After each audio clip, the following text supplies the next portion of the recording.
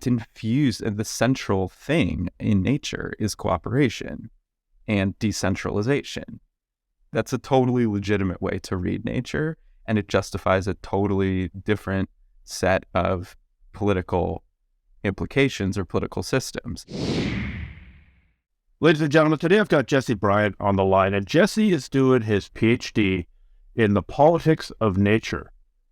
But I found him through his TikTok, where he's been talking about the weird convergence of the far right, or things that we would consider far right, and the far left, and this, nature-loving, heavy metal, MMA fighting, fascist, authoritarian, vegetarians. It's a fantastic mix.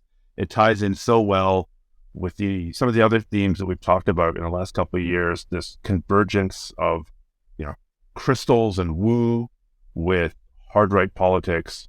And so I'm just interested in taking another stab at it. So thank you so much for joining us today, Jesse. Yeah, thanks for having me on, Stephen.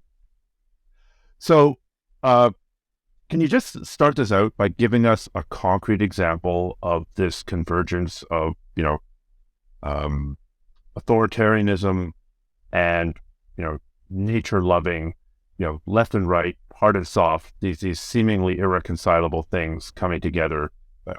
A concrete example that we can take it from there.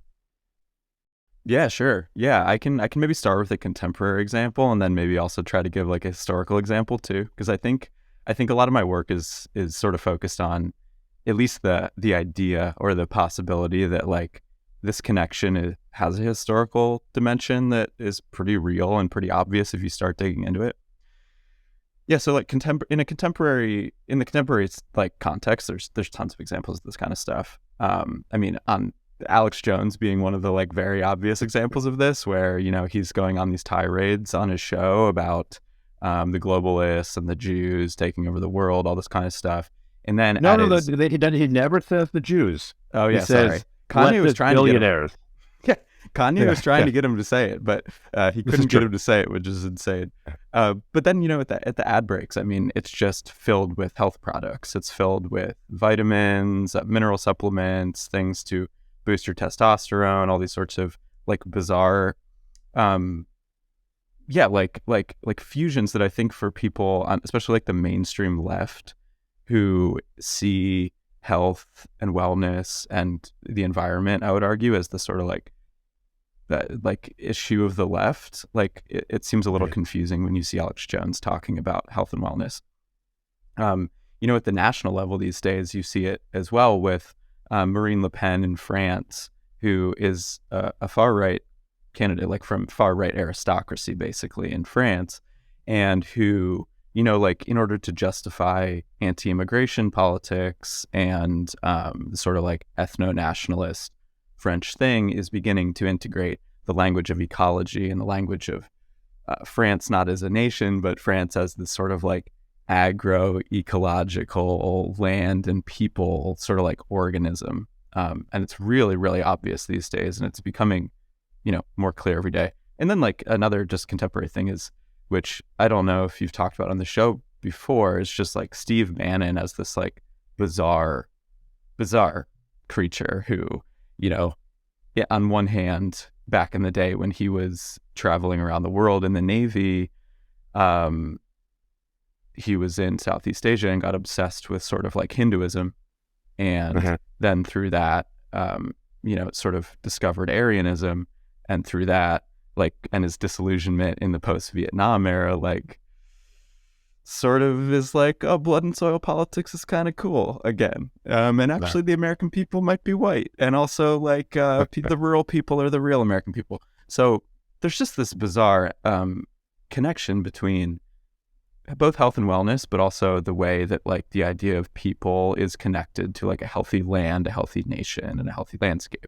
And for me, I think the way that I just really succinctly bring all that together, whether it's the nation or a community or a person, is when your goal ends up being purity, or sometimes healthiness is sort of like, it's not a dog whistle, but like is saying like a more pure life. You get into just weird politics where it becomes a really binary and black and white world really quickly, And it's also a handy way of saying, we're pure, we're the pure Frenchmen, and by extension, whether we say it out loud, those dirty, nasty immigrants just laden with diseases, they're kind of the contagion. If we're the pure body, then those are the viruses, those are the bacteria that are trying to creep, those are the parasites that are trying to creep into our system.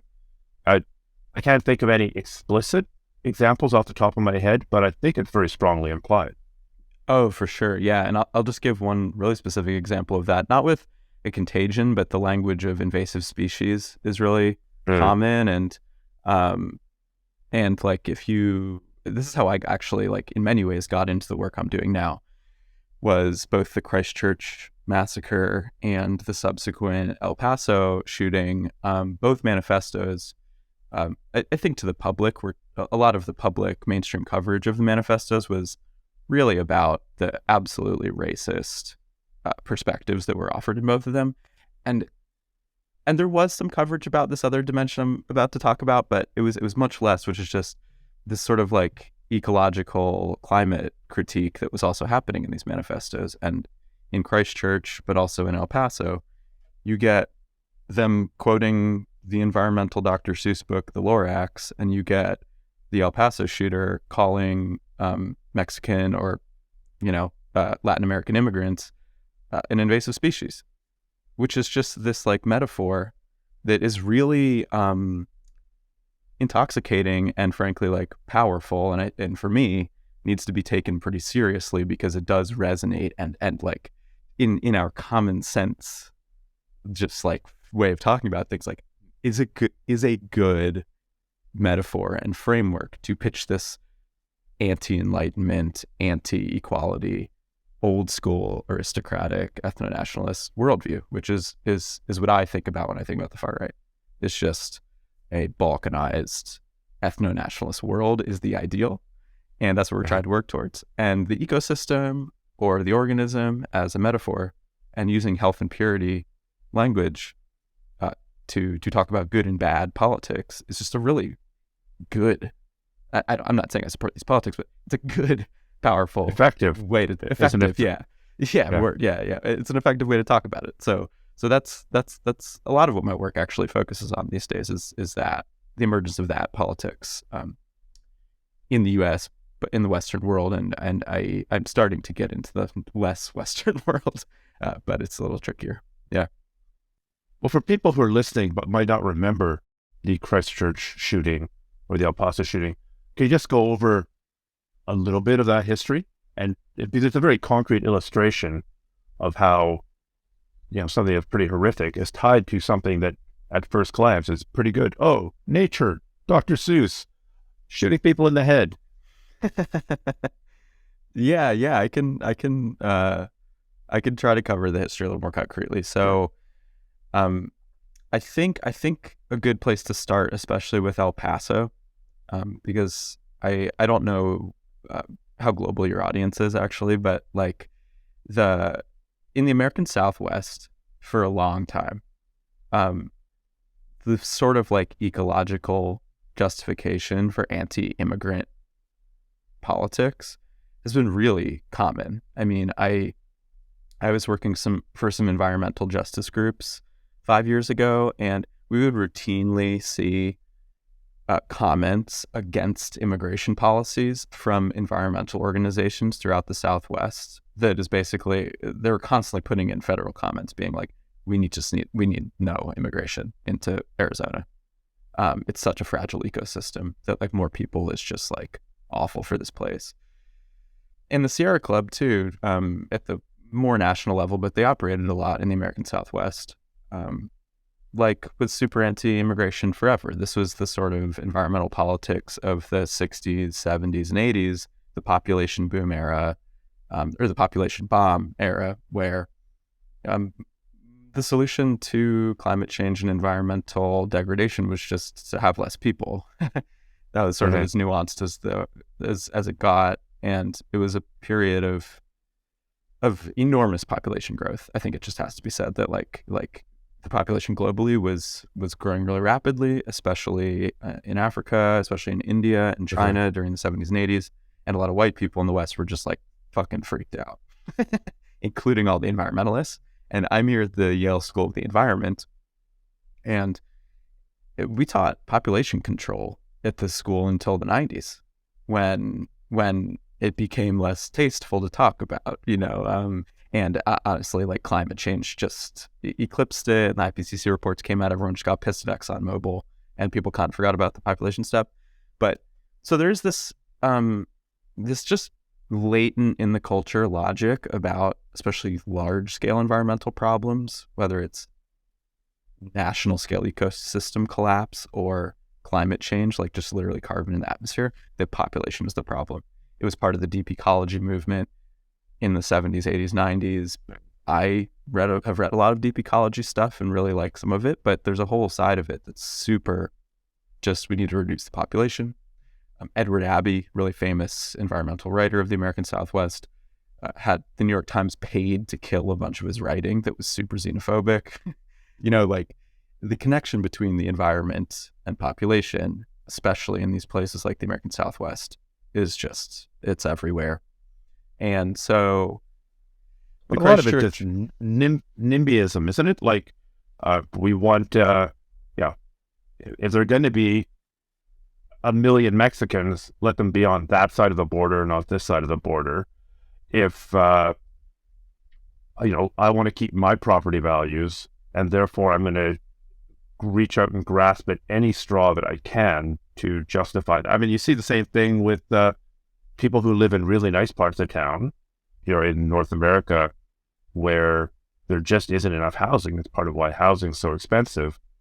But, in the name of preserving my property values, I'm going to invoke the fact that a spotted owl was once spotted on the tree next to me, and that's why we can't rip that house down and build an apartment building that can hold 10 times as many people. And I'm guilty. Like, I wasn't thrilled when just 3 doors down, they put in a 40-unit little mini apartment block. I was totally NIMBY about that because, I'm off on a tangent now. No, yeah. Because like most North American, the majority of my savings are in my home, and preserving the value of that thing is pretty important.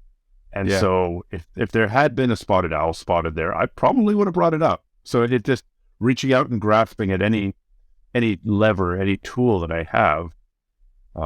So if I think I'm sympathetic to the NIMBY stuff a little bit, and like it's super pervasive. I mean, even where I lived out in Wyoming for a long time, like the most hilarious or most ridiculous version of like the NIMBY thing is that just rich people putting the land around their property in land trust, like in indefinite land trusts to preserve their property value.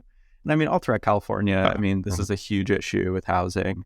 And so I think it's connected to the like ethno-nationalist thing in that way. But I think there's this specific way in which it's different, which is that a lot of people in like Phoenix, Arizona and Tucson, like are actively recruiting more people to move there.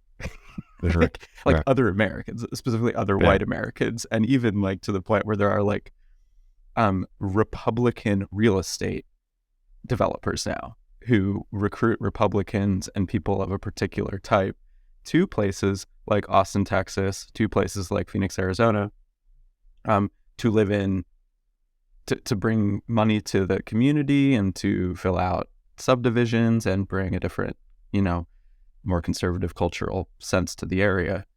But like, so I think it's just important to distinguish between like, we want some people, but we don't want other people.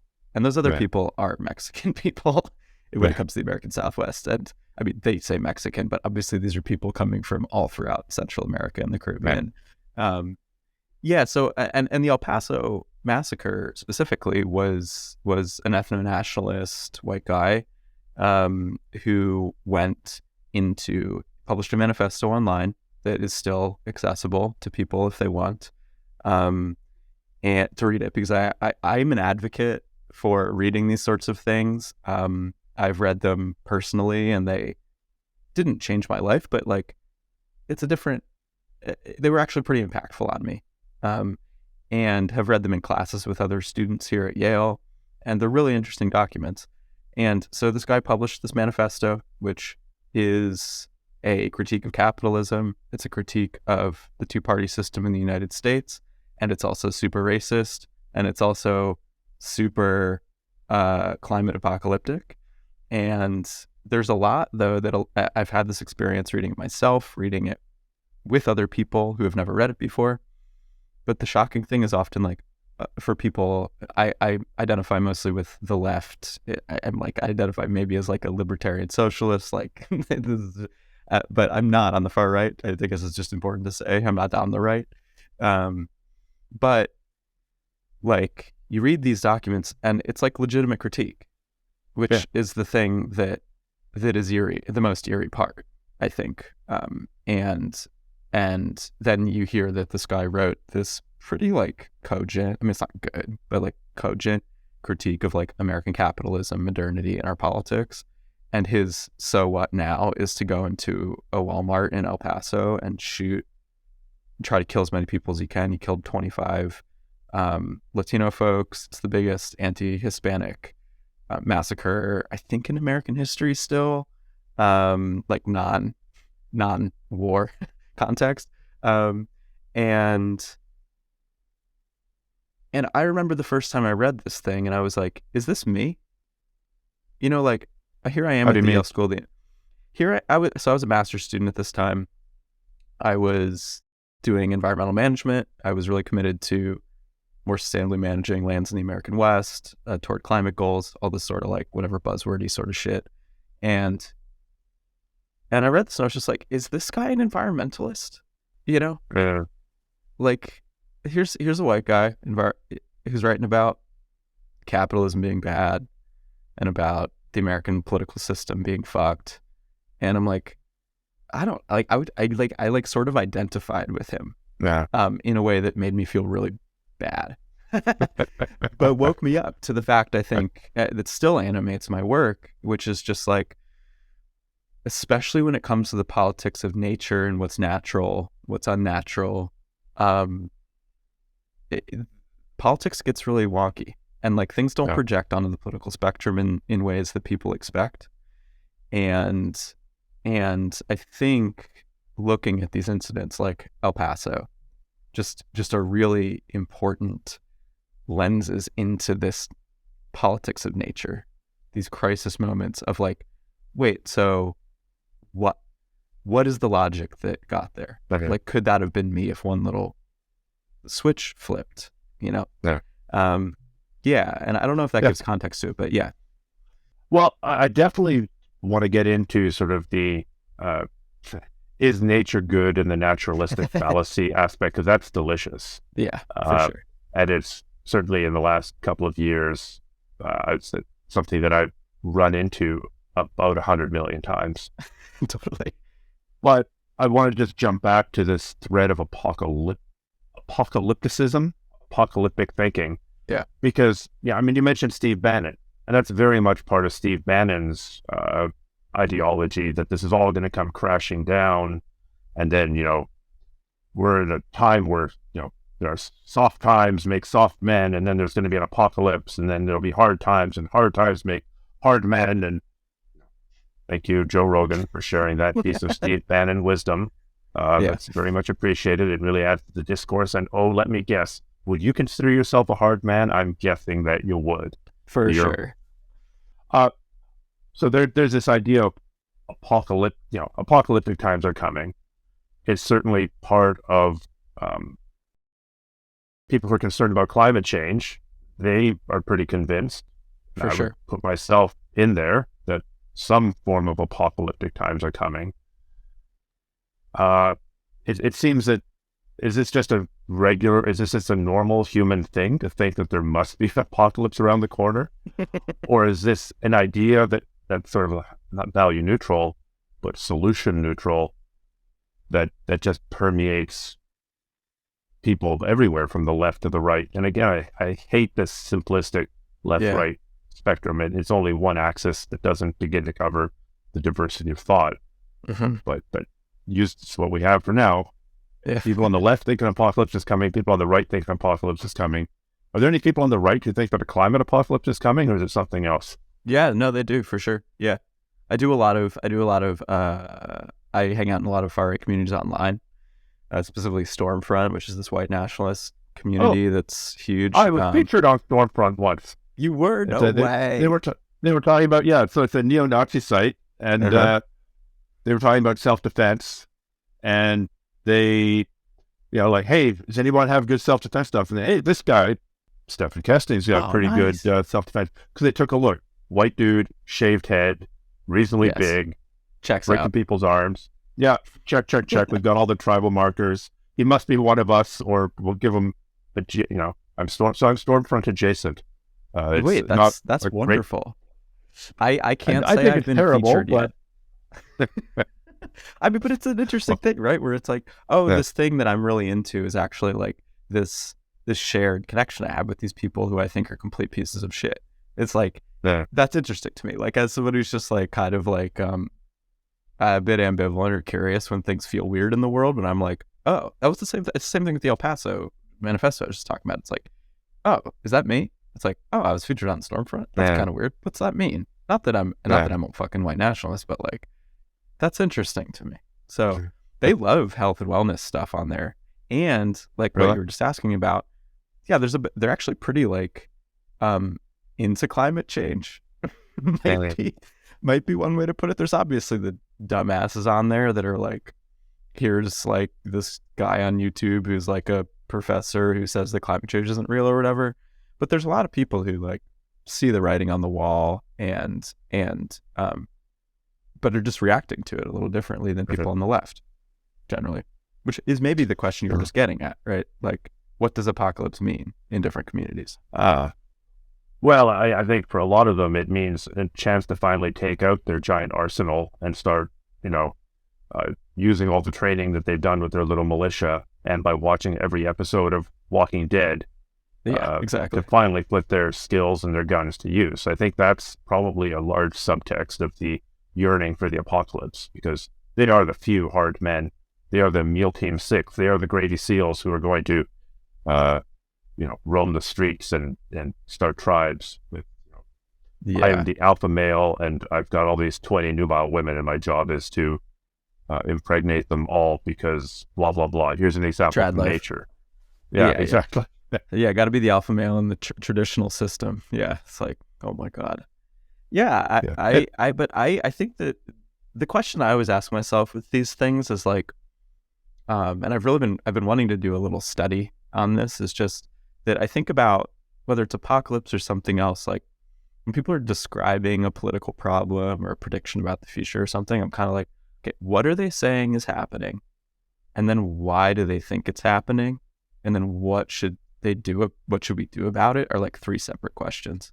And so when I think about people on the far right and climate change, and I think about people that are like my peers here at the Yale School of the Environment who are like working on carbon markets in like Nigeria and shit, which I think super creepy, but is like a thing that happens at places like Yale. Like people, random white nationalists on Stormfront and business bros at the Yale School of the Environment, like many of them agree that climate change is happening actually, and are just like, yeah, there's the like Mauna Loa measurements. Like, it's like, you can't really argue with that. I'm sorry. But Alex Jones can. But Alex Jones can. I mean, yeah, it's like, shut the fuck up. Yeah. I'm pretty sure he's getting paid by the oil lobby at this point, because he's so, I mean, it's not just climate change skeptical. It's so pro fossil fuels. Forget other fuels. Coal, for sure. Gas, oil. For sure. Jordan Peterson too, who seems to be just like like spewing like literally like talking points from the fossil fuel industry. Like, hey, maybe I'd accept the money too. I don't really know what his like situation is, but but I think it's like yeah. I mean, climate change is happening. If you want to reduce it to carbon atmosphere, it's a thing. Like, you're just measuring shit. You can not trust your own eyes too, like, and just run into a wall. But like eventually you just like hit the wall. But the question of why is it happening and what to do about it is where, in terms of political ideology, people do diverge quite a lot. And you get people, more bureaucratic managerial people at a place like Yale being like, oh, we're going to like just make a new market to like fix it or something, and like there will be carbon markets involving NFTs and Ethereum. Yeah, it's like, let's just make a new market. And it's like, okay, that's great. That's a great neoliberal, just like random perspective to have. And like, you have a lot of power, so you can do it. And that's cool. It's not going to solve climate change. I'm sorry. But then you have other reactions like people being like, oh, if the apocalypse is coming and the seas are going to rise, whatever, 50 feet over the next 200 years, like, well, I'll like go back to the land and be a permaculture farmer and like be self-sufficient and probably start being kind of anti-Semitic and like eventually probably having ethno-nationalist tendencies, and like that'll be what I do, because like the global capitalist thing's collapsing clearly, or it's not. Like I don't know if it is, but I know that there's carbon in the atmosphere. And so you just get people reacting differently. And in the case of a lot of people say on Stormfront, which I think includes sort of the Alex Jones viewing audience, the what to do about it is interesting, which could be shared by people on the left and right. Like, I have a friend who runs a permaculture podcast, and he always says that 5 to 10% of his audience, for people who don't know, permaculture is just like a radical or farming method. 10% of his audience is neo-Nazis. And like, he's not, but like, that's just what it is. Because if you're reacting to a collapsing modernity by just being like, I'll go back to the land, like, that's not left or right. It's just like a reaction to a material situation. Yeah. The question of like, why is it happening and who is doing this is where you start getting into, in a political ideological sense, like you get big divergences. You know, you can get the sort of like conspiratorial, the Jews are creating climate change to build new markets, to sell more things to people thing. You can get people in like critical theory worlds on the far left who are like, this is like a white supremacist system that's like just like devouring itself and colonizing everything, and like it's leading to carbon in the atmosphere, like whatever. You can get just totally different explanations for why the thing's happening, even if you all agree that the thing, the trend, the actual trend that's happening is the same. So it's like, what's happening? Why is it happening? And what should we do about it?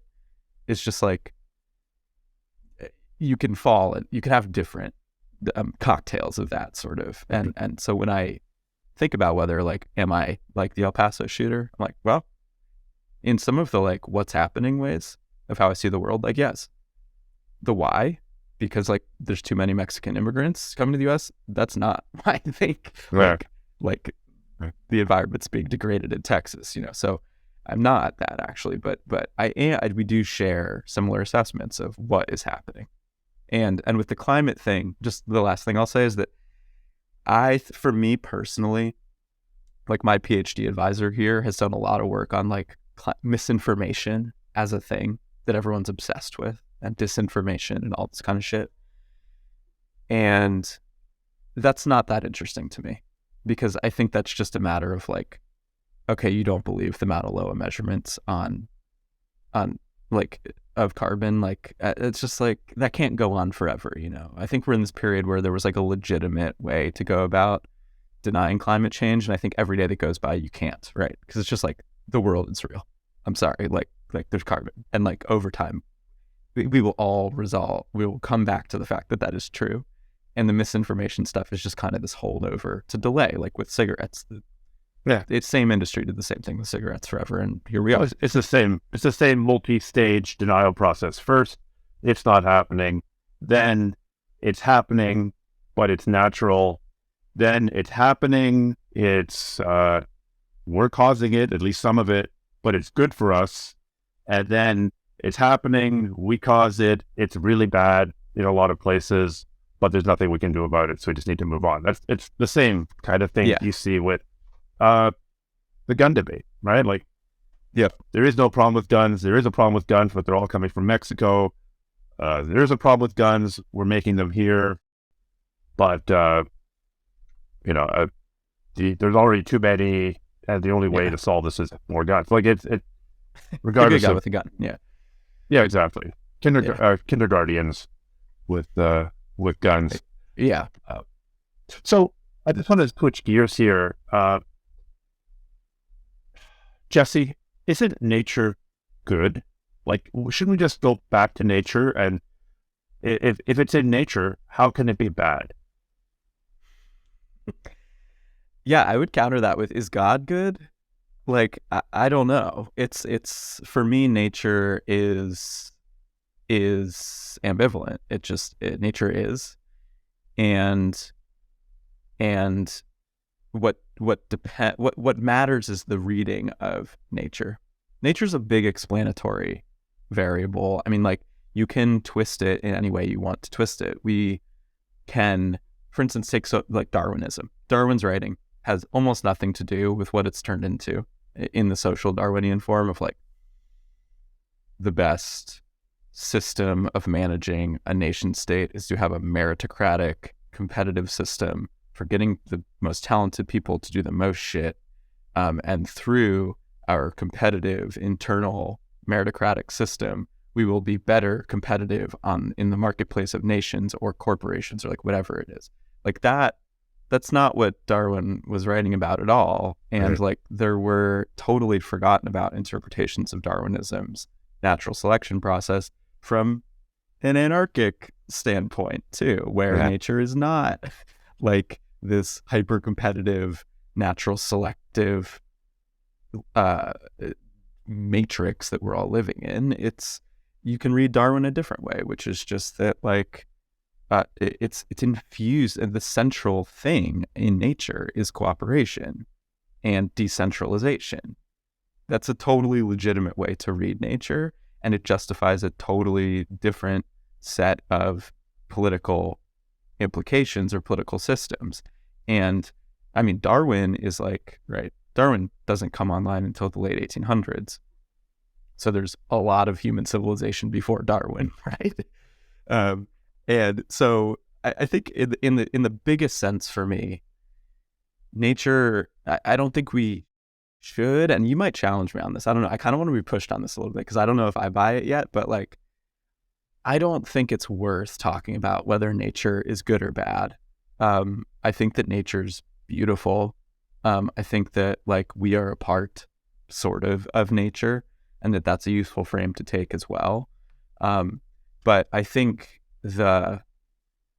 anytime someone is justifying, say, a political system or someone else being, for instance, unnatural, like is happening a lot with trans people these days, like it's just, we have to be really, I think, like aware of the fact that is a justification method for a politics that is moral in the same way God, like random claims about God, you can argue with. Jesse, what? You don't see animals changing gender, do you? If an animal is born a boy, it stays a boy. If it's assigned male at birth, it stays male at death, doesn't it? No, I mean, I wonder if you know this example. I mean, like clownfish do, right? Like Finding Nemo. We all know this, but like the story of Pixar's Finding Nemo, had that have happened in nature, capital N, nature, Nemo's mom disappears, and he's like, whatever, searching for his mom. His dad would have become a female fish, and Nemo, as a male fish, would have mated with his formerly dad, now female alpha female mom fish. So it's like nature's weird as fuck, like that's the thing. That's the like really cool and for me cool thing about the world we live in, that nature is very weird. And like a lot of queer spaces these days like to talk about how it's super queer and fucking freaky and weird, and that's cool too, but it's also just justifying queer politics, which I'm fine with, but also like it just has to be said that anytime anyone's justifying any social category through nature, it doesn't mean it's good or bad. Like for real, like I don't give a shit. Like I think queer stuff is cool, and like I like weird stuff, so I'm like, oh, like tell me more about your gender identity. That's like fucking weird. But like we just need to be like, I think, more aware of the amount of work that the idea of nature does in our politics, in the same way that in previous, I would say, millennia, like God functioned. It's the new God in many ways in a secularized world. To be very transparent here, and for the record, I was trying to cue you up. for that clownfish example, because, if nature has got so many ways of spreading genes into the next generation, that any example that you want to pick on, you can find something to justify your beliefs anywhere. If you want to believe that we are, I think you've made this point in that video, right? Well, what about lobsters, and what about dominance hierarchies, Jesse? Yeah. What about that? Yeah, it's a classic Jordan Peterson example, and it's like, for what it's worth too, I have a degree in neuroscience. I studied neuroscience during my undergrad and was like pre-med and like almost was a doctor and shit too. And so the whole like Jordan Peterson serotonin receptor. So basically it's just this thing that Jordan Peterson's like, lobsters, especially male lobsters, get huge rushes of serotonin and dopamine when they feel dominant. And so like over time, lobster societies function in a hierarchical way. And since we humans in our human brain share those neurotransmitters, serotonin and dopamine, we sort of, especially the male, aka Jordan Peterson listening audience, like should also organize ourselves in hierarchies, and that hierarchies are a societal good, which I've gotten pushback on my TikToks about this, like from Jordan Peterson fans being like, that's not what he's saying. And I'm like he is, like the reason that this is content that's on the internet as opposed to not content that no one gives a shit about is because it's making a positive statement that's pushing back against the mainstream semi-left normative thing in our society of equality is good and democracy is good. Jordan Peterson's making content that is intentionally pushing back against that, thus getting more views, triggering people, all this kind of shit, making money, taking money from the fossil fuel industry, probably. But yeah, I think just like to push this one step further and maybe to get back to the original question that you asked, it's just like, it's really important to point out that if you think that nature is good, like you think, here's some other things that are natural: war, genocide, rape, like all of the bad things too. So it's like, is nature good? Like a mass murder's natural. Yeah. So like, it's not worth getting into. You can't have moral arguments that pivot around. You can't have, for me, legitimate moral arguments that pivot around nature, because it's everything, including us, including all the bad stuff. And so anytime I hear someone just being like, trans people are unnatural, or like blah blah blah blah blah, it's just kind of like, tell me more. Actually, I don't know. That's not like that's not a discourse that I'm interested in at all, because it just doesn't make any sense. It's like being like, God doesn't like gay people, and it's like, sorry, like that is just not going to work for most people. No. Yeah. Well, forget lobsters. I mean, humans have got the two closest relatives to humans are bonobos and chimps.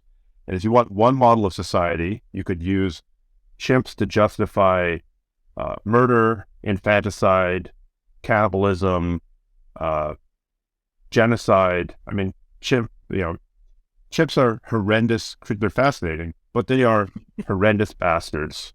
Yeah. I was reading an account of this NASCAR driver who was raising a chimp, and then the chimp I think the authorities took it away and put it in a chimp reserve, and he went to visit it, and two other chimps got out and attacked him.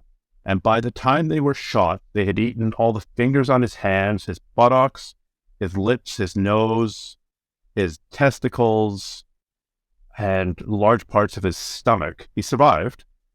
He survived that? He survived, yeah. There was a lot of surgery. And then he still kept on going back to visit the one chimp that he bonded with. Wow. Holy shit. So that's, if you want that as a model, you can, because there have been chimp genocides, there's chimp rape. I wouldn't doubt it. On the other hand, we've got the other lineage from that chimp thing, the bonobos, who basically spend all their time having sex.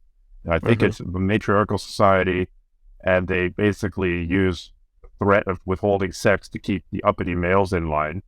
Yep. And so which of these two things is natural? Well, they're both natural. And which of these two models, because they're closest to humans, they're closer to humans than lobsters, if you believe in that evolution thing.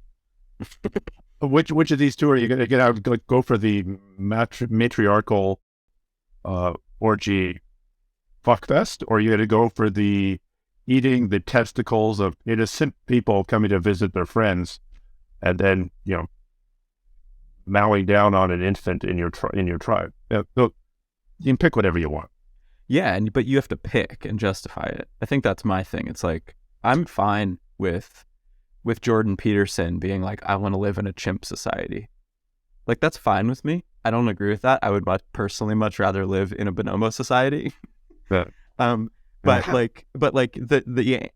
the thing that doesn't work for me is Jordan Peterson wanting to live in a chimp society and saying that that's natural. Has he said it? He wants to live in a chimp society?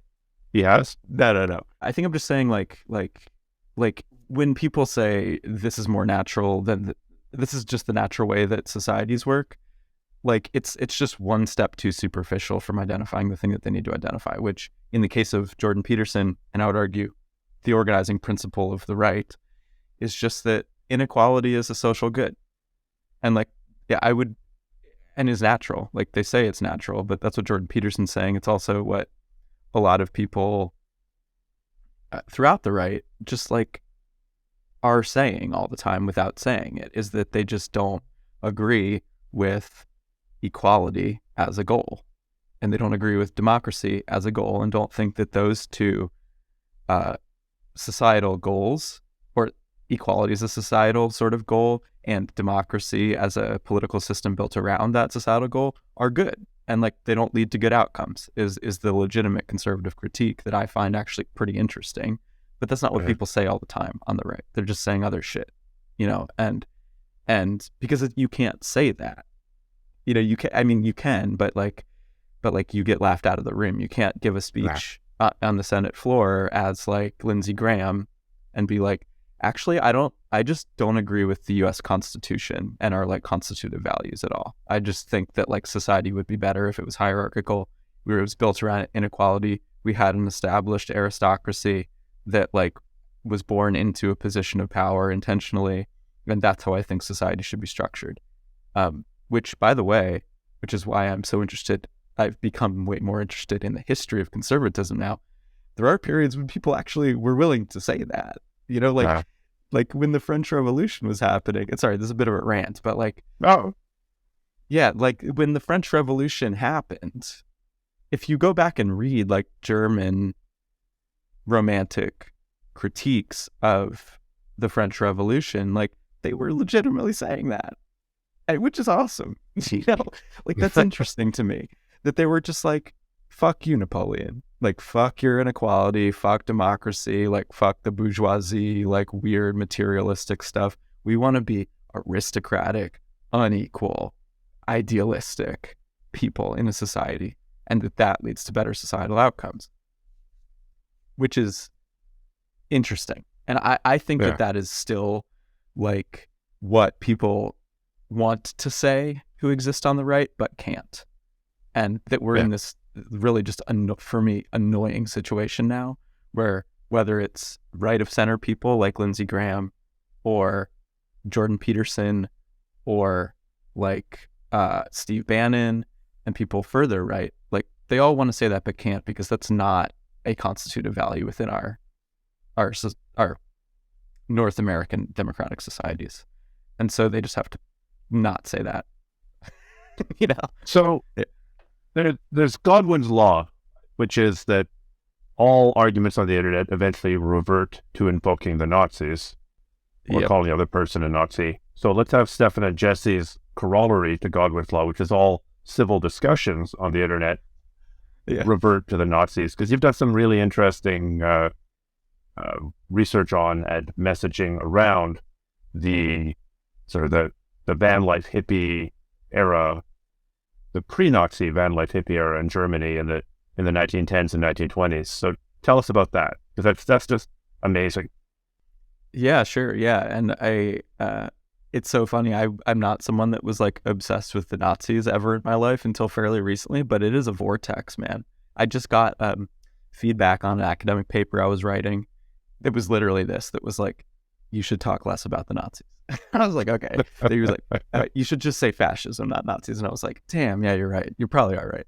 Anyway, yeah. I release you from second grade. Thanks, Stephen. Yeah. I mean, for me, whether it's the modern far right or the Nazis, like my stance towards a lot of the conservative right or these really fucked up things that have happened in human history is one of curiosity and just trying to, because my basic orientation towards the world is like most people are good people. And so I'm always like surprised when people do horrible things. And like Nazi Germany is like the peak in some ways of that when it comes to Western bureaucratic democracies of just like, yeah, there were a lot of people that got a lot of humans who like do human things and like negotiate weird human insecurities and like are a living biological animal creature that like might have done martial arts or like, you know, for me, rock climbed a ton. I rock climb and ski and am a mountaineer, and like that was huge in Germany too. Like people just doing shit and then like they become Nazis. And it's like, what happened? Like what? How could I have become a Nazi? Like what? So literally the same people who were climbing mountains and, you know, singing "The Hills Are Alive" with the sound of music, became actual Nazis. Yeah. So let's see. Where should I start with this? I'm going to start with an example that's close to me, and then maybe go back a little further, and then come back to the Nazis. So Leni Riefenstahl is she was a very famous filmmaker in pre-Nazi Germany. She started the film genre of Berg film, which is basically just mountain film. It's the thing that we all know now of like what the movie Free Solo was, or the movie Dawn Wall, or what appears in the Banff Mountain Film Festival, or the Real Rock Film Festival, or Warren Miller's ski tours, all these sorts of things about like going out into the mountains, filming it, and then coming back and like showing the adventure. That was an invention of Leni Riefenstahl is the most famous example of this, but that film genre was really important to pre-Nazi Germany, the sort of enchanted mountain adventure thing. And Leni Riefenstahl became Hitler's central propagandist, film propagandist. The Triumph of the Will. She made Triumph of the Will, exactly, the most arguably successful propaganda film of all time. But before that, she was a mountaineer, you know, who came from a middle class, upper class German household, which is like me, basically. You know? And so it's like, what is it about this mountaineer or like wilderness, mountaineering, physical body pursuits stuff that led literally Hitler to be like, this is it, you know. I don't know if your listeners know who Jimmy Chin is, right? But he made Free Solo about Alex Honnold. Jimmy Chin, he made Meru. Jimmy Chin is... And a million other films. He's like, it'd be like Jimmy Chin becoming like the next American fascists, like propagandist, which is just like bizarre to think about. And it's not, obviously, turn of the century Germany is not the United States of today, but these ideological constellations just like float between one another, are mixed up in a very surprising way. So going back before Leni, you know, late 1800s Germany, the German context is weird, and like we don't learn about it in the United States that much, but this period's very tough for Germany because Napoleon, you know, about a century before, Napoleon had come in and basically been like, I'm going to fucking kill everyone unless you buy into my Enlightenment, equality, democracy, anti-aristocratic ethics. Everyone's kind of like pissed about that. In Germany, which is at that point the Holy Roman Empire, which was neither holy nor Roman nor an empire, just a scattershot of like small kingdoms and fiefdoms and a weird complex tapestry of basically small aristocracies. Like they just didn't want to buy into the whole nation state thing and struggled for about 100 years and were really late to the game in terms of like becoming what we now understand as a country or a nation, because there were so many competing powerful political actors in what we understand now as Germany, which today Germany is like, I mean, they've gone through so many growing pains, as you know, like, but it's like Germany functions really well now, sort of, but like you can go to Berlin and like Munich and somewhere in the West, and they're just sort of still different countries a little bit. It's like a weird country, but it all kind of works now. But it just did it for a long time. And they struggled so much to consolidate over the 1800s, all of these people into a nation state. And so they're just like floating around.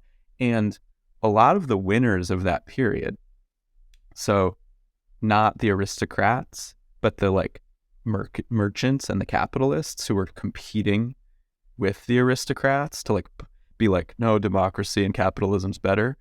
Like, we're really trying to push the aristocrats out. And like not, they want, I mean, they're kind of the same people a little bit, but it's like this negotiation where it's like, we really want to become a nation state because like we are modern capitalist Germans who like are materialistic and want to turn the whole Rhine Valley into a industrial corridor as opposed to like a wilderness area. And so you just get this tension of modernization in Germany in a way that you really don't in other places. So there's this whole contingency of people who are working really hard to build an identity around Germanness, like, because it's such a tough thing to do there specifically. We need to build a propaganda apparatus around Germany, Germanness, all this sort of stuff. And sort of the second half of the 1800s, you get a lot of these, like the one thing they can triangulate and like share between these totally different cultures in the East and the West and the South is the land. They can make this sort of like pitch to people, they being powerful people who would benefit from a German state existing. They can say, but the landscape, like we are German, we share this land, nature, like nature is what brings us together. And so in the second soil part of blood and soil. Exactly. And it's so powerful, you know, it's not because they did, I mean, like there's differing interpretations of religion and like ethnicity and like it's a real, Germany's not a country at this point. It's like a bunch of different people. And the only way that I would argue, and I think history would back this up, to unify a really disparate set of people into this idea of Germany is the land, it's nature, it's that we all share the soil because the soil doesn't discriminate religiously or ethnically or historically. It's just nature. It's just, we're all part of it. We're all German. And it also helps that Bismarck basically put the German collection of states back against the wall by picking a whole bunch of fights. Yes, and for sure. Forcing them to unify so that they could defend themselves militarily. Having had their asses kicked by Napoleon and then by, I think, the Swedish in the 30 Years' War. Like something like 30% of people in those states died as the result of that war. Like it's weird. I think sort of a self-defense agglomeration. Like, hey, we're going to form a pact here, have a self-defense pact. That has to be part of it as well. But are you saying? No, you're totally right. How does that fit together with the land ideal? One is the practical, one is the ideological or the philosophical or the aesthetic. Yeah, and I'm glad you brought that up because I think that is a super legitimate thing. That there's just like Europe is a violent place for a while, and there are just legitimate national security, not at that time national, but just security concerns that you just have to at some point like draw a line and consolidate legitimate violence into a national organism to fight against the French and the Swedish and everything to the east. And so I think that's a super good point. But I think the thing maybe that I'm pointing to is like, you have to then tell a story of self as a nation, right? And it's just a really convenient thing in the case of Germany because of the sort of just complicated checkered past that nature and the land and the soil is a way to consolidate identity. And and tell a national story. It doesn't really have to do with the human sphere that much. It's just this thing outside of that. In the same way, like, again, I sort of keep coming back to this, like, you can do that with God too, a little bit. I mean, you can't in this case, but like, you God's can't in really Germany because Protestants in the north and Catholics in the south. Your God is fake. No, your God is fake.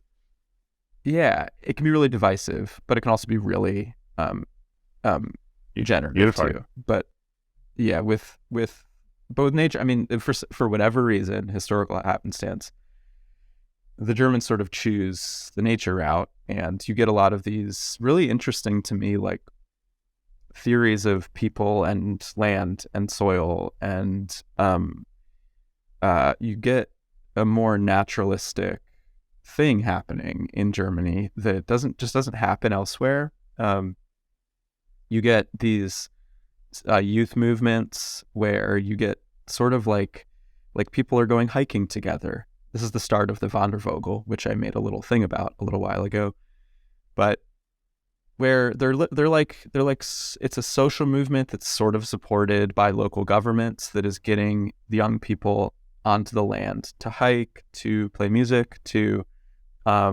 enjoy what in the U.S. we might call wilderness, but to integrate with the land more, because they recognize full well that, like, that's really what they got in Germany, you know, and it's particular to the German context too, because they're so stuck, as opposed to like the Portuguese and Spanish and Americans and the British and the French. I mean, the French a little less, who are global at this point. The Germans are just kind of stuck there. So they're like, youth people, you should go hike, play music, really integrate with the forest, and do like legitimate stewardship and stuff, like with the land. And so you get these, what I think vaguely these days is like referred to as just Volkish ideology, where you get like people and place really entangled in Germany in a way through legitimate just like propaganda efforts, but Germany's stuck, so they got to identify with the land a little more. And there's youth movements that are both spontaneous but also facilitated by local governments and eventually the national governments. And by the turn of the century, you get a whole generation of Germans who have sort of grown up in this milieu of like national, natural Germanness. And there's like coherent critiques in this Wandervogel movement. There's other things going on too, but of like modernity and capitalism being bad, and like the hypermaterialism of the world of the UK and France that's so obsessed with shipping shit everywhere and like stealing stuff from people in the Indies and like in the American West and all this. There's this just like, I think, legitimate critique in Germany of that really pervades the youth culture. You get people... Yeah, go ahead. Oh, this is also the era of Hitler's favorite author, Karl May, who was writing about Canada. He's writing about Canada. Whoa. He was writing about Canada, and it was this Canada and the Americas, and it was this fictionalized, old Shatterhand, the old white trapper, and his best friend. It was kind of like a Lone Ranger and Tonto thing. Yeah. Except, one day they'd be out in the, hunting with the Apaches, and then the next day they'd be, spearing seals with the Eskimos. And it was this super romanticized vision of the Canadian and the American wilderness. And until I'll say about 10 years ago, every German that I ran into in the North, every single one, had read Karl May. And that was from I want to say early 1900s, late 1800s. Yeah. It was, Karl May never left Germany. He wrote all this stuff. It was like, if you want to brush up on your wilderness expedition skills, don't read Karl May, because you're not going to get any useful tips there. He had no idea. But it created this romanticism around nature and the noble savage. It was a very big part of that myth. Yeah. It's fading now, but it had a really good run of, I'll call it 100 years of completely influencing at least the Germans that I came in contact with when I was in Canada as opposed to the ones I came in contact with overseas, shaping their vision around the beauty of nature. Yeah, no, totally. I mean, okay, two things. The first contemporary example of this, like, so my advisor here, his name is Justin Farrell. He wrote this book called Billionaire Wilderness, which is great. He lived in billionaire communities in Wyoming, and it's an ethnographic study of billionaires. Which is kind of wild. But he talks about this, that still, like, he gets interview requests from German publications constantly about this book, and that it's still in the German psyche, this idea of wilderness and this sort of like wilderness obsession with land and frontier. It's still really there. Like, more than any other country, he gets requests every day for the book. You can't take all of them, obviously, but like, he said that to me the other day. I mean, it's just like, it's still very present in the German world. So how then does this? Okay. Sorry, go ahead. Oh, I was just say, just to piggyback off what you said. I mean, like, the Buffalo Bill Cody, who was a showman from the American West, to his road show, like his Cowboys and Indians, like, dramatization show, whatever, was super famous in the U.S. But also, some people know this, but it traveled around the world, and people in Europe, Italy and Germany in particular, were obsessed with Buffalo Bill Cody, and his like Cowboys and Indians roadshow, which is just like, it's interesting. It makes sense to me. And especially knowing that, eventually the Third Reich would really imbibe in these sort of like American West frontier aesthetics, at least, in sort of pitching the pushing east, the German East. But those connections are very real, for real. I haven't really thought about it. Can you take a few minutes to flesh that out? Because, I mean, I'm so immersed in 20th century German history that's totally obvious to me, but a lot of people don't understand that most of the Second World War, like most of the soldiers who died in Germany, it wasn't D-Day, it wasn't Normandy, it wasn't the Battle of the Bulge, it wasn't North Africa and Rommel, it was in the East. Like, that was the meat grinder. So why were the Germans pushing so hard to the East, through Poland, through Czechoslovakia, and ultimately into Russia? Because I think it has a lot to do with things that you've been talking about. Yeah, for sure. And you should help me out with this history too. I'm like still really trying to dig into this and understand it better.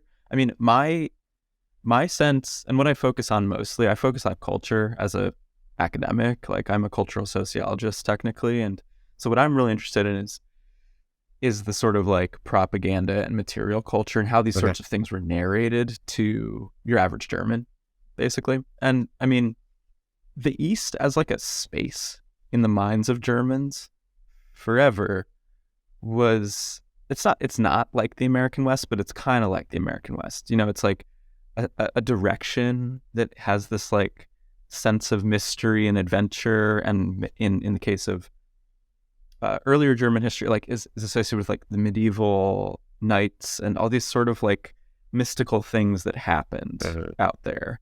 And so even before, you get the late 1800s von der Vogel thing, and then the Third Reich emerging, like, it's in the ether that the East is the space. There's like space out there, whereas like France, like the Rhine is there, and then like it's like Western Europe, and it's just all like fucking cities and like people who like Napoleon. The East is just like is space. And so it's more or less an easier pitch when the Third Reich comes along. And it started, honestly, before the Nazis, like this idea of like, we should start pushing east and resettling in this complicated way. But like, it really comes online in a big way, where the Third Reich, the Nazis, want to become a big, self-sufficient, productive nation, need space to do that. I mean, everything to the east of Germany is like, for people listening in North America, is sort of like the Midwest. It's like my ancestors actually immigrated from Ukraine, Russia, that sort of borderlands, to Nebraska in the 1800s, because that's what It's the land flat looked there, like. flat here. It looks Yeah, like I don't home. know. Yeah, they like started a hardware business and like had some cattle and like grew corn. It's like, well, that's basically Ukraine. So, yeah, just important to point out that like that's sort of the flow, and I'm sure that's similar in Canada too, with like the middle provinces and like where. So, Manitoba. But yeah, Manitoba. So, but you get, I mean, so basically, when the Nazis take over, they really pour gasoline on this fire of the East, and because there's anxiety around just like we want to be this huge, productive, empire-like nation that is Germany, and there's tons of productive land out there, and we need to go take it. And so they sort of come up with these propaganda pitches that is just sort of like, that is the natural homeland of the Germans. That's actually like where the Aryan race came from, is out there in the cornfields of Ukraine and like everything east of Berlin, and Poland. And like, it's just, that's like our destiny. It's our history. It's our destiny. It functions a lot like the American manifest destiny myth in the United States, that there's just this like mythical thing that it's the fate of the German land. We'll be out there. I mean, the problem at that point for the Nazis is like, there's a lot of people who are not Aryans living there, What can we do about that? Yeah, it's like, we need slaves and we need fertilizer, and these people can do both. Exactly. So it's just like you said, I'll just borrow your term. It's the meat grinder. It's the place where like shit just goes down. It's undocumented, pretty much. Like, it's just annihilation, sort of in the same way that like the American frontier in the 1800s is, where it's just like, we're not going to write stuff down. It's just like it's just going to be violent, and it's going to be a genocide, and like everyone's going to sort of try to forget about it, and it works for a while, but it's really violent. But a lot of like the goal, right, which I guess just, and you should correct me, I'd love your perspective on this too, but the goal is just to re-nativize the Aryan people, basically. Like, that is the natural ecosystem of the Germans, that as a human animal, as an Aryan animal for the Germans, like, that is the native ecosystem, is the East. And like, we need to re-naturalize that ecosystem, which, by the way, we can talk about this is a separate thing, but the ecosystem as like a metaphor is German. And like, I'm not qualified to speak on the imagery of it. I mean, obviously there's big political things in there, and also Hitler had built a lot of his legitimacy, if you want to call it that, is fighting the communists. So if you head east, you're going to run into a whole lot of communists and Bolsheviks. So he hated the Jews, but he also hated the Bolsheviks and the communists, and thought they were relatively synonymous. I wonder though, and I in the Aryan mythology, where were the Germans supposed to have come from? I thought India. So I suppose in your mythology, well, if they had to get from India to Germany, they would have had to pass through this country at some point. So we're just taking back what was ours originally. I mean, of course, every empire thinks of itself, every country thinks of its natural borders as being the largest extent of its borders ever, right? So the Italians are pretty sure that they own everything from Syria to Britain. The British are pretty sure they own 2/3 of the entire world. Yeah, look at Russia now. Yeah, the Russians are pretty sure that the maximum extent of the USSR is their natural borders. So maybe the Germans thought that, well, we came through that once, so we must have, of course, conquered the people that were there before. So we're just taking back what was ours, a million years ago, or what? Yeah, and I think that's like such an interesting question in modern telling of history, especially in public. Like, here we're on a podcast, like just public discourse around history and what matters, because the same is true now in Israel, the Israeli and Palestine conflict. Like, you have people, you have Jewish people being like, haven't you read like the accounts from 2,000 years ago? Yeah. And it's like Yeah, that is like a perspective, but like, where do you draw the line? Like, yeah, the The Aryan people Assyrians would came. also like that land back, and the Egyptians would Yeah, also like that land back, and the Phoenicians were probably there, and so the Tunisians are coming as well, and it's going to get crowded. exactly. Which is The why, like, Crusaders were there for a couple of years.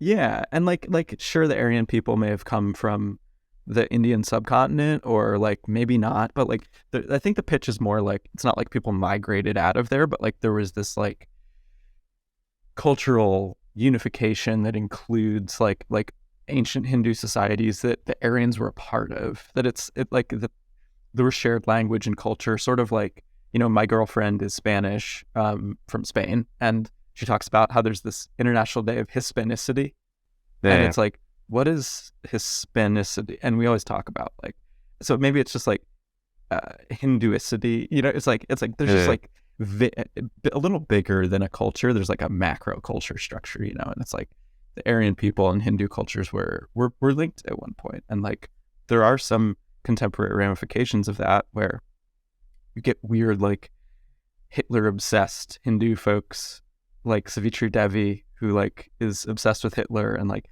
the Aryan Hindu connection is so spiritual. It's like you can, and Steve Bannon too is sort of like, this Hindu Aryanist thing where time is cyclical, and like blah blah blah blah blah. The Romans destroyed everything, and yeah. So like, was it their homeland? Is it natural? Like, what is natural? When do ecosystems change? Like when like life moves on. I'm unfortunately, the more we learn about history, the more like legitimate claims to place and space people can make, and like whose matter like is hard to distinguish. And but I have the a question book that's from God that tells me. Jesse, yeah, exactly. here's my book. This book here, it's God, author, Yeah. God. Wait, no, it's Yeah. Adam Schultz. But imagine if that was God there. Yeah, no, exactly. But at just some point you gotta my question, I guess, when I think about this as a sociologist is like, does the story work or not? Yeah. Because like in the case of Nazi Germany, like it was a successful story that like people bought. Like you can tell any story in the world to like whoever, but I'm interested in things that actually work. And for instance, like, because that's when you can say like this was sociologized, like this became a part of society. Like anyone can say any shit. That's the world we're living in now, like where it's just anyone can say any shit they want. But certain things do things in the world. Like when do stories really do things in the world? And the myth of the Nazi East and the Aryan people and the natural ecosystem of Aryan humans being sort of to the east was a successful myth for a while, and the same could be said about Manifest Destiny in the United States. Look, like the U.S. would have probably, given like the material conditions of our technologies and like gun production in places like New Haven, Connecticut, where I am, like Winchester, like we probably would have like fucking destroyed everyone to the west eventually. But the myth that came along with that really like made it legible, made it easier to people. Made it easier, exactly. Got people out there, Yeah. Made it more effective. So I've got a hard out in a few minutes here. Okay. But I don't want to let you go without getting your reaction to one of my very least favorite people in the world. And that's a big statement, but I think it's true. And that's Mr. Alex Jones, who is a piece of shit, conspiracy, ground zero spewing, racist, sexist, anti-Semite. Who knows what he's doing? Who almost certainly knows what he's doing, and I'm glad. I just hope one day the justice system actually makes him pay some small fraction of that $1.5 billion that he owes. But I've listened to way too much Alex Jones for my own mental health, and I've got a clip here which I grabbed from Alex Jones' site is InfoWars. There's this amazing podcast called Knowledge Fight, which takes Alex Jones's broadcast and his trial and does in-depth analysis. So I'm just going to play it. The occasional heckling comes from the Knowledge Fight guys, and I can't recommend that podcast enough. But here goes. Let's see. Well, guess what my dad's doing? He's got like 100 cattle out there just for the tax exemption. He's going back into cattle production, back into a bunch of other production. He's planting a Christmas tree farm. They're putting in a bunch of stuff. And my dad knows it's the thing to do, and we're going back into agriculture, balls to the walls.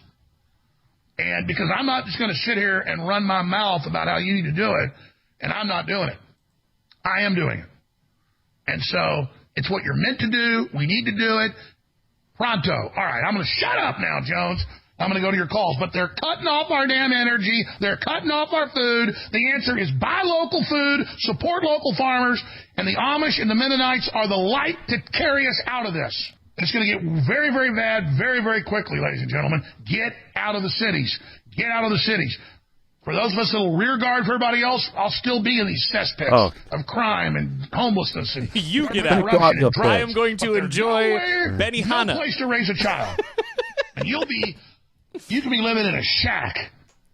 And if you got to work in town at the gas station and have a garden and learn how to do it and have a couple cows and get into it and be poor, and you'll be richer than the richest person living in some high-rise hell pit with 5G flooding your body. Or at a hibachi. Because, folks, what happens is it's happening everywhere if you still live in a city.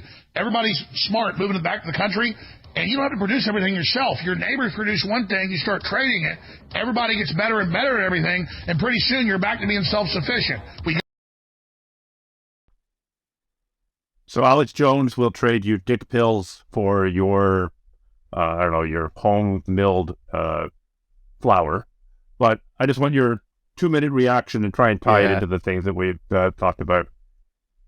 Yeah, I mean, Alex Jones is a fucking psycho. But what he's talking about is really common. You know, like the story right now of like the cities being these cesspools and the countryside being these like idyllic situations is a story that's been told through ever since capitalism and modernity emerged and the nation state emerged. I mean, he's situating this to his audience as an option to basically say fuck you to the federal government is the way that I'm hearing from that, you know. And I mean, they're doing this to you, they're gonna cut. I mean, it's just like obviously the Jews, you know. It's so clear the anti-Semitic dog thank whistling God there. for Bill Gates. Because otherwise, all of it is able to be Jewish. See, I'm not anti-Semitic. I hate Bill Gates too. He's probably Jewish. Yeah. Well, I mean, the tricky thing for me, though, honestly, with this stuff is like, I mean, he's not. There's part of what he's saying that's like right, and I think that's the important thing for those of us who see Alex Jones as a fucking psychopath, like to admit that, like. I too He's speaking to a very powerful mythology and a very powerful idea that it may not be good or it may be good, but regardless, it's effective. It's a way to motivate people. It's a way to tie people together. It's a way to speak to their pain around, I don't know, not being able to afford a house, a vacation, a car anymore by working some shitty job. I'm going to move to the country and I'm going to grow my own dick pills. Yeah, well, I think the interesting thing just from a cultural perspective, too, is that, like, we have these material problems these days in the West that are just what they are. Like, wealth inequality is enormous, like, whatever people are talking. I mean, the Chicago mayoral race right now is all about crime, you know, like all this stuff. There are material problems that we have, but I think bigger than that and more interesting to me is the crisis of meaning that's going on right now, which is related but not the same thing as these material issues like carbon in the atmosphere and a train derailing in Ohio and poisoning everyone, just all these like material issues.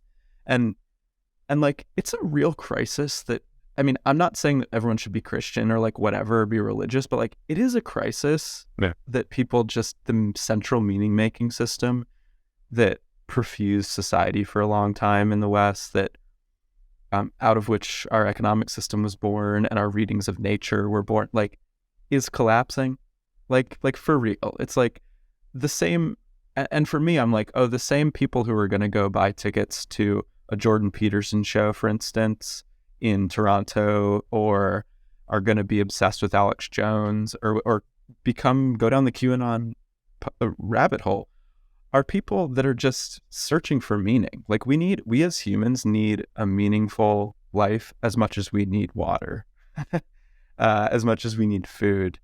And like, that is for me when I see people like Alex Jones being as successful as they are, like, that's really what I'm seeing.